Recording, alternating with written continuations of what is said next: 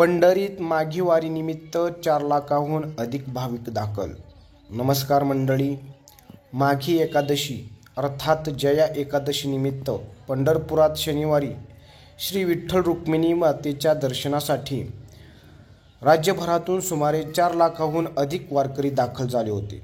प्रमुख मार्गासह प्रदक्षिणा मार्ग, चंद्रभागा नदीसह संपूर्ण शहरात सुरू असलेला टाळ मृदुंगाचा गजर आणि हरिनामाच्या जयघोषाने अवघी पंढरी भक्तिरसात चिंब झाली होती.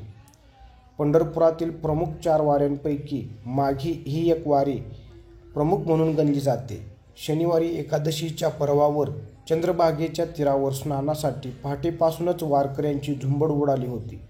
स्नान झाल्यानंतर वारकरी पदस्पर्श दर्शन, मुखदर्शन आणि ज्यांना हे शक्य नाही ते प्रदक्षिणा मार्गावरील प्रदक्षिणेसाठी लगबगीने निघत होते.